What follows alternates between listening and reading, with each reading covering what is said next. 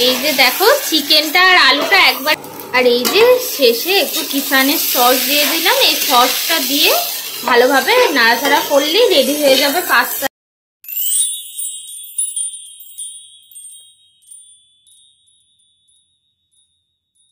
High বন্ধুরা, তোমরা সবাই কেমন আছো? আজকে চলে এসেছি আবারও একটা নতুন ব্লগ নিয়ে। আশা করছি তোমাদের খুব ভালো লাগবে। এই যে এই নেটগুলো নিয়ে আসা হয়েছে, তো ওই যে ওইখানটা ফাঁকা রয়েছে না, মানে এই যে দরজা থেকে এবার ওই মাথাটা ফাঁকা রয়েছে, তো সেই জন্য তোমাদের দাদাভাই ওই নেটগুলো লাগিয়ে দিচ্ছে। হচ্ছে? হ্যাঁ, এতটা হাইট হলেই হবে, এতটা হাইট হলেই হয়ে যাবে। তো এই নেটগুলো লাগাচ্ছে।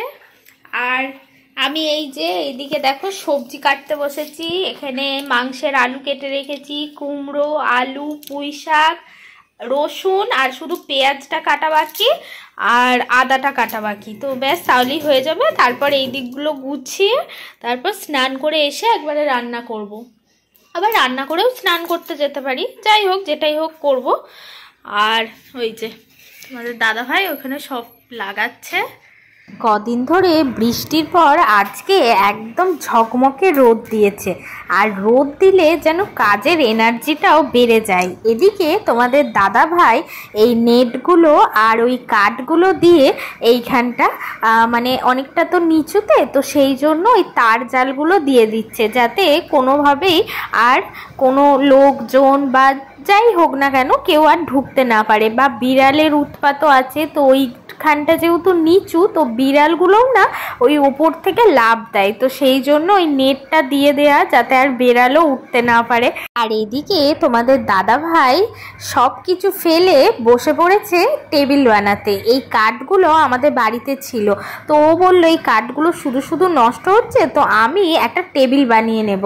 আমি বললাম যে ঠিক আছে, তুমি কি পারবে? ও বললো হ্যাঁ হ্যাঁ, আমি সব পারবো। আর জানো তো তোমাদের দাদাভাই বিয়ের আগে অনেক পাখি পুষেছিল, তো সেই পাখির ঝাঁকাগুলো ও নিজের হাতে বানিয়েছে। আমি তো দেখে অবাক যে এগুলো দোকানে কিনতে পাওয়া যায়। আমি তো প্রথমে বিশ্বাসই করিনি যে ওগুলো নিজের হাতে বানিয়েছে।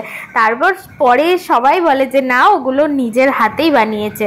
তো সেই জন্য তোমাদের দাদাভাইকে আমি বলছি যে তুমি এক কাজ করো, তুমি বরং চাকরির পাশাপাশি কাঠের কাজটাও একটু শিখে নাও, তাহলে তোমার কিন্তু ভালো ইনকাম হবে। এইভাবে ওর সাথে আমি মজা করছি। সত্যি ও কাঠের কাজটাও খুব সুন্দর করে, কোনোদিন না শিখেও। আর এদিকে তোমাদের তো বললাম যে সকালবেলা তোমাদের দাদাভাই চিকেন নিয়ে চলে এসছে। আর আমরা যেখানে থাকি আর কি, তো ওখান থেকে 2 পা গেলেই চিকেনের দোকান। আর এত সুন্দর মানে চিকেন পাওয়া যায়, মানে দারুণ সুন্দর চিকেনটা। মানে আমি তো প্রথমে ভাবিনি যে এত ভালো চিকেন পাওয়া যাবে এখানে। আসলে এখানে বাজারটা তো অনেকটা দূরে, আর সামনেই ছোট একটা বাজার আছে, তো ওখান থেকে খুব কম লোক জিনিসপত্র কেনে। তো সেই জন্য আমরা ভেবেছিলাম এখানে হয়তো মাছ মাংস কোনোটাই খুব একটা ভালো হবে না, কিন্তু সত্যি কথা বলতে মাংসটা সত্যিই অসাধারণ। মাংসের টেস্টটাই অন্যরকম। আর মুরগি যত বড় হয় তত কিন্তু খেতেও টেস্ট লাগে, একদম চর্বি চর্বি। আর বাচ্চা মুরগি হলে অতটা ভালো লাগে না খেতে। তো এইভাবেই আমার সকালটা শুরু হলো। একদম আজকে অনেকটা চাপের মধ্যে আছি, অনেক কিছু রান্না করতে হবে, তো আমি সেই জন্য একদম সকাল সকালই রান্না ঘরে চলে এসেছি, যে তাড়াতাড়ি রান্নাটা শেষ করে নিতে হবে।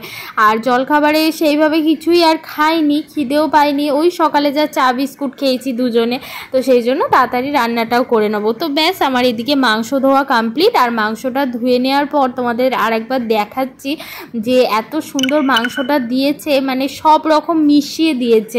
এটাই আমার সবথেকে বেশি ভালো লাগলো। অনেক মাংসের দোকানে কীরকম করে বলো তো, যে শুধু পাঁজরই হয়তো 4-5টা দিয়ে দিল, বা শুধু ওই থান সলিড পিসটা ওইটাই হয়তো 2-3টে দিয়ে দিল। তো এরকম প্রত্যেকটা পিস মিলিয়ে গুছিয়ে দেয়াটা, এবার এটা তো অবশ্যই কাউকে একা শুধু লেগ পিস দিলেও হবে না, আবার কাউকে একা শুধু ওই সলিড পিস দিলেও হবে না, সবাইকেই মিলিয়ে গুছিয়ে দিতে হবে। কিন্তু তার মধ্যে থেকেও মাংসটা দেওয়ারও একটা ব্যাপার আছে। আর ব্যাস তোমাদের সাথে গল্প করতে করতে আমার মাংস ধোয়াটাও কমপ্লিট। এরপর মাংসটাকে ম্যারিনেশন করে রান্না চাপিয়ে দেব। আমার রবিবারে মাংস না হলেও অন্য কিছু খেতে ইচ্ছা করে, কিন্তু তোমাদের দাদাভাই খেতে চায় না, ওর তো মাংসই লাগবে। এই যে এখানে মুসুরির ডালটা ফুটছে, মুসুরির ডালটাকে সাঁতরে নিয়েছি, এরপর মাংসটা শুধু কষা করব আর ভাতটা করব গরম গরম। তাই কত দেরি হয়ে গেল, মানে তাড়াহুড়ো করে করি না, আস্তে আস্তে ধীরে ধীরেই করি, তাও মনে হচ্ছে যেন একটু দেরিই হয়ে গেল। আর এই যে এদিকে গোল গোল করে আলু ভাজা কেটে রেখেছি, মানে ভাজা হয়ে গেছে, আলুটা আগে ভেজে নিয়েছি। আর এদিকে এই ডালটা হচ্ছে, আর এদিকে এই যে মাংসের আলুটাকেও ভেজে পাশে রেখে দিয়েছি।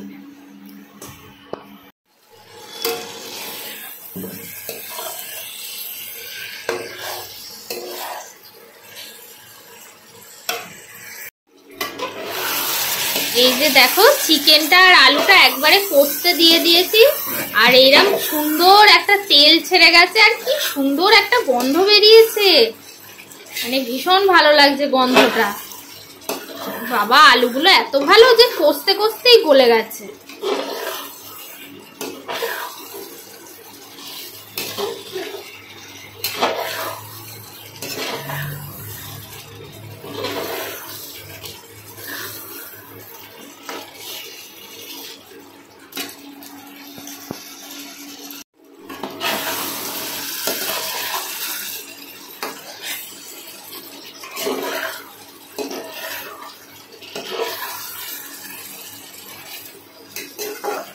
এরপর জল দিয়ে দেবো, ভিট ভিট করে হবে, আর আমি ওদিকে বাসন টাসনগুলো মেজে নেব।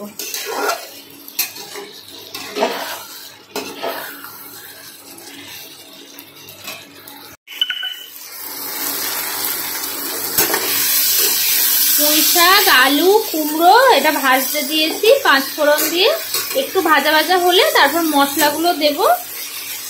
কালকে নিরামিষ ভাবেই পুঁই শাকটা রান্না করেছিলাম, কিন্তু এত ভালো খেতে হয়েছিল না, তো সেই জন্য আজকে ভাবলাম যে একটু পেঁয়াজ রসুন দিয়ে করি, আর 2 টক ছিল, নষ্টও হয়ে যাবে।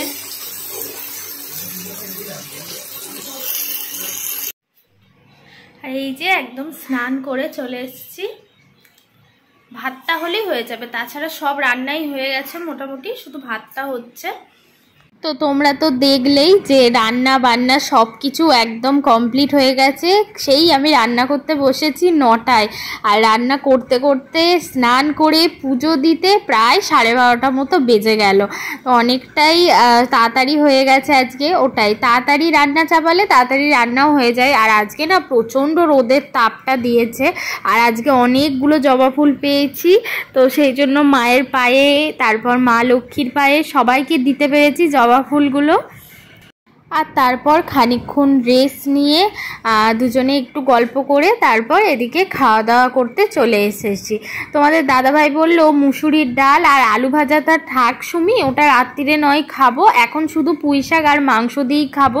আমি ওটা রান্নাঘরেই রেখে এলাম। আমি বললাম ঠিক আছে, আলু ভাজা 2টো নাও। ও বললো না এখন আর নেবো না, মাংস হলে আমার তো আর কিছুই চাই না, তুমি তো জানো। তাও আমি করলাম ডাল আলু ভাজা, যে পুঁই শাক দিয়ে হয়তো খাবে, তো পুঁই শাকটাও দেখতেও খুব সুন্দর হয়েছে আর খুব সুন্দর গন্ধ বেরিয়েছে। আর এই যে এদিকে চিকেনটা, এটা হচ্ছে কারি, মানে না ঝোল করেছি না কষা কষা করেছি, একদম ওই কারি মতো করেছি। তো ভীষণ সুন্দর একটা গন্ধ বেরোচ্ছে, আর খেতেও কিন্তু একদম অন্যরকম হয়েছিল। তো তারপর সন্ধ্যাবেলা একটু রেস্ট নিয়ে বিকেলবেলার দিকে একটু হাঁটতে যাই, তো হাঁটতে বেরিয়েছিলাম, আর এসে এদিকে সন্ধ্যের টিফিন বানাচ্ছি, পাস্তা। আজকে আর কোনো সবজি ছিল না, তো এই আলু আর পেঁয়াজ দিয়েই বানিয়েছি। পরে পাস্তাটা করতে করতে ভাবলাম যে একটু চিকেনও তো ছিল, চিকেনও যেটা রান্না করেছিলাম ওখান থেকে কয়েক টুকরো দিয়ে দিলে বেশ ভালোই লাগতো। আর এই যে শেষে একটু কিষানের সস দিয়ে দিলাম, এই সসটা দিয়ে ভালোভাবে নাড়াচাড়া করলেই রেডি হয়ে যাবে পাস্তাটা।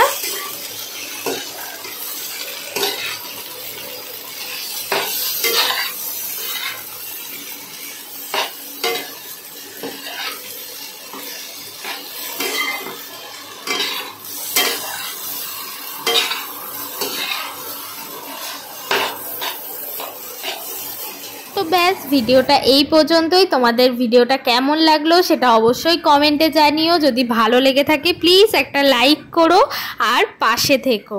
ভালো থেকো, সুস্থ থেকো। আজকের মতো টাটা।